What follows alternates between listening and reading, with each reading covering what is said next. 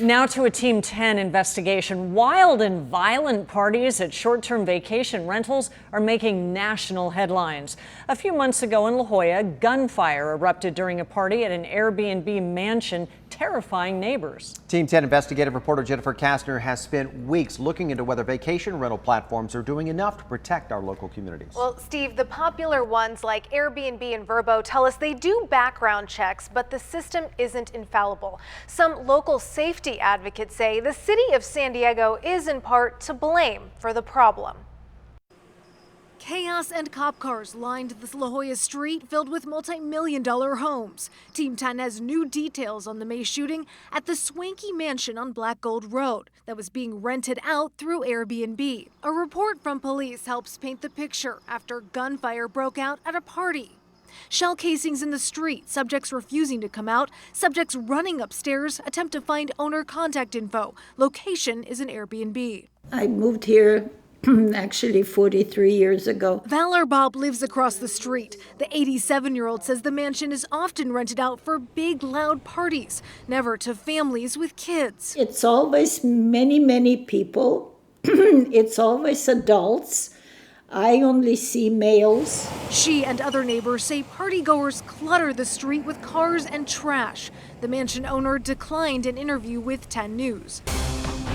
Short-term vacation rentals, or STVRs, have made headlines across the country after parties got out of control.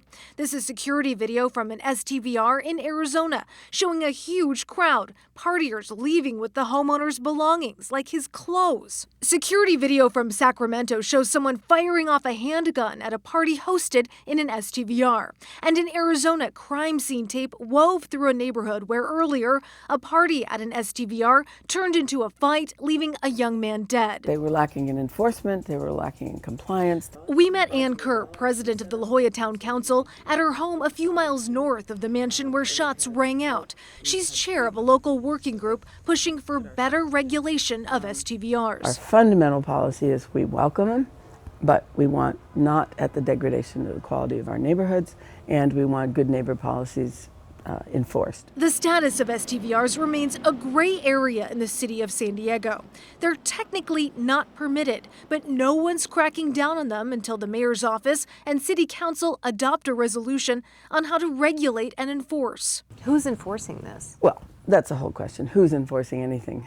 No one is right now. The San Diego Community Working Group is asking the city to take up a new ordinance to deal with noise and nuisance. Recommendations include creating full-time STVR code compliance officers to do monitoring and establishing an enterprise fund filled with collected STVR fees, fines, and taxes that'll pay for permitting and enforcement operations.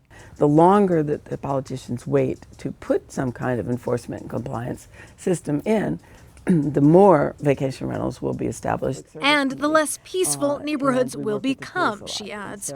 Both Airbnb and the Expedia Group, which runs Vrbo and HomeAway, have online forms where neighbors can submit concerns. Airbnb writes in part, "While no background check system is infallible, we screen all hosts and guests globally against regulatory, terrorist, and sanctions watch lists. For U.S. residents, we also run background checks looking for prior felony convictions, sex offender registrations, and significant misdemeanors." Part of a statement from Expedia reads, "We use technology to verify user accounts, and we conduct certain background screenings where we're able to." Neighbors like Val are hoping for any resolution to party problems, so her street might one day return to what it used to be. We all knew each other, and I was very happy. And the mayor's office said last year it proposed an ordinance that would enforce regulations for these rentals. The city council adopted it and then later rescinded it. The mayor's office says it will continue meeting with stakeholders to find a legislative solution to the issue. When that will happen is anyone's guess. Jennifer Kastner, 10 News. Thank you, Jennifer.